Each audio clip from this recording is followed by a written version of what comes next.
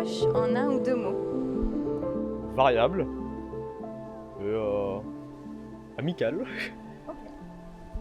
Agréable et très fusionnel, toujours dans la confiance. Voilà. Je dirais fluide et bienveillante. Positif tout ça. Distante. Du coup, quand on s'appelle, ça reste souvent à la surface, donc c'est des relations qui sont quand même distantes dans le fond aussi. Il n'y a pas cette profondeur. Ouais, voilà, c'est compliqué d'en avoir. Je trouve ça compliqué. Maintenant, on a Mercure en Scorpion en ce moment en transit dans le ciel, donc Scorpion c'est le signe qui approfondit, il faut aller chercher ce qu'il y a au fond de chacun. Alors c'est le moment. En général, dans quel domaine de ta vie ressens-tu l'envie ou le besoin de comparer au moins deux éléments ? Je dirais dans les loisirs, la plupart du temps. Je fais des compétitions d'échecs, donc que ce soit l'aspect financier qui peut aider pour faire plus de compétitions, s'entraîner, etc. Ou l'aspect social, d'avoir des parents qui te poussent à ta passion, des choses comme ça. C'est des choses sur lesquelles je me compare souvent. Ou même le niveau, tout simplement. Par rapport à mes amis, entre elle et moi, quand on se compare mutuellement. Après, je sais pas si ça compte, mais en ce moment je travaille à Yves Rocher et je compare par exemple les compositions que je fais pour Noël, le type de produit que je peux mettre, si c'est à peu près pareil ou ce genre de choses. C'est plutôt dans l'esthétique ou... Oui, l'esthétique, c'est ça.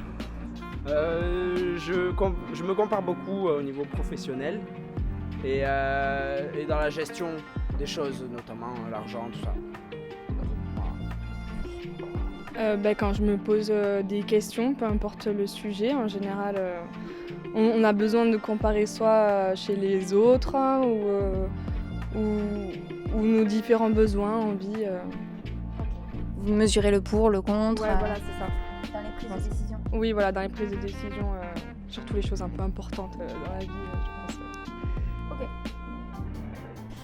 Dans ta vie, fais-tu régulièrement preuve d'astuce ? Oui. Donne un exemple. Je me débrouille toujours pour gagner de l'argent en soi. Du coup, oui. Déjà, je pratique un sport pas très connu, c'est du laser game en compétition. Et oui, et du coup, en fait, on est dans le noir complet. Et on a des murs, il faut qu'on soit assez intelligent pour pouvoir gagner, pouvoir se déplacer sans se faire voir, etc. etc. Donc je pense que ça rentre dedans. Ah oui, complètement. Bah, je dirais que oui, en vrai, j'arrive à mettre dans des galères et me sortir tout le temps, donc ça va. Est-ce que tu pourrais donner un exemple ? Bah encore, on va dire dans le milieu des échecs, je suis plus le genre de personne à préférer quand je suis en difficulté, parce que justement j'ai besoin de trouver des solutions. Alors que quand c'est trop simple, bah je m'ennuie. Donc c'est mieux. C'est challenge. C'est ça. Quand on veut obtenir ce qu'on veut, du coup, que ce soit un job ou quoi, on va trouver toujours des astuces ou auprès des gens aussi, des fois.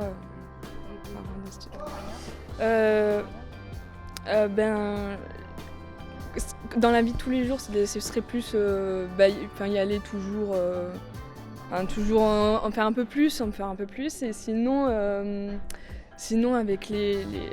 avec si on veut obtenir quelque chose avec les gens, je sais pas, pour convaincre.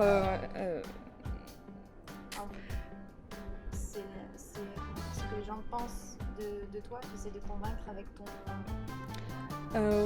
engagement, Oui, enfin essayer toujours avec la gentillesse, souvent ça marche bien. Ça marche bien Ouais, avec la gentillesse. Être gentil. Ouais. Voilà, après je sais pas trop.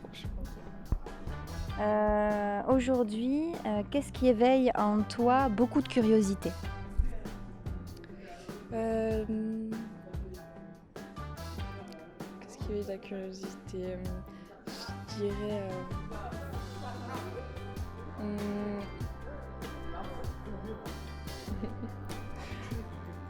dirais... je dirais peut-être Soit vivre seule parce que je vis avec mon copain et j'ai jamais trop vécu toute seule et j'avoue que ça me rend curieuse de voir ce que c'est. Bon maintenant j'arrive, je le fais un peu parce que je pars une semaine par mois à Bayonne, du coup je suis toute seule donc ça fait du bien. Et du coup on peut dire que j'ai un peu, mais à moitié c'est pas vraiment ça, mais j'ai un peu satisfait ma curiosité. Et sinon après ouais ce serait le voyage, j'ai jamais trop voyagé, ça j'aimerais. Tout ce qui s'apparente à l'art, la musique, ça éveille la curiosité. Moi, je travaille dans les bijoux, donc tout ce qui a trait aux métaux, aux pierres précieuses, ça favorise cette curiosité-là. Bah, je dirais toujours mes passions. Après, les relations sociales, assez aussi. Puis voilà, après, je suis encore jeune, donc les relations amoureuses aussi, voilà. Et puis, tout simplement, voilà. Découvrir les choses. C'est ça, oui, c'est ça, c'est de la curiosité. Il faut faire des choses que je n'ai jamais faites de ma vie. Voilà, vivre, tout simplement. L'être humain. Vraiment, oui. Parce qu'après mon bac, je vais partir en master de psychologie. Et ça m'intéresse vraiment beaucoup. De comprendre la façon de penser. C'est ça. J'aime bien approfondir mes connaissances. Dans certains domaines, je suis assez sélectif. Quand ça ne m'intéresse pas, je m'y intéresse pas. Mais j'aime bien contempler les choses aussi. Donc par rapport à la curiosité, je trouve que ça matche bien. Et dernière question, quand tu observes attentivement le monde autour de toi, dans quelle thématique penses-tu qu'il est important de recueillir de multiples informations pour les communiquer ensuite ?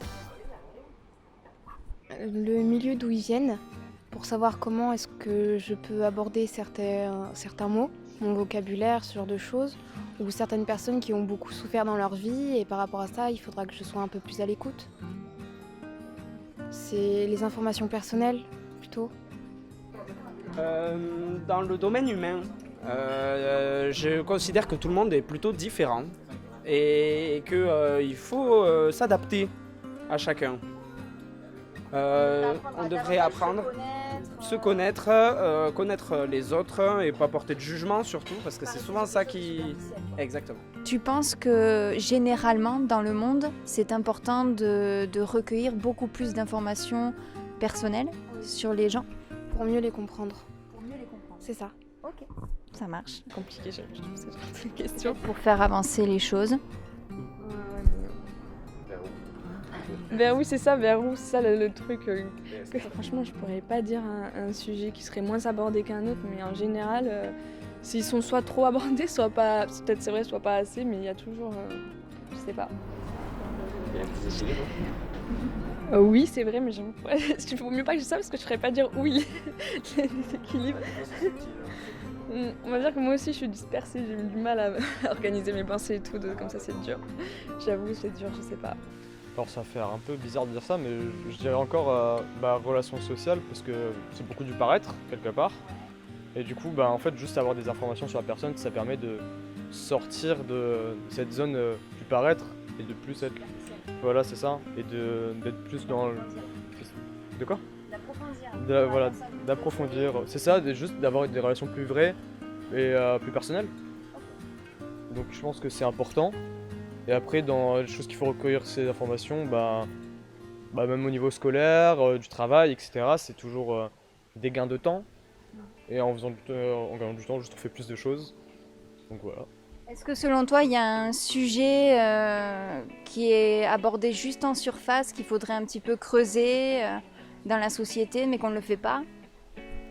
Des sujets en surface, j'aurais dit les micro-cultures, les petites choses du quotidien qui sont dans les cultures de chacun et qui restent en fait à chacun.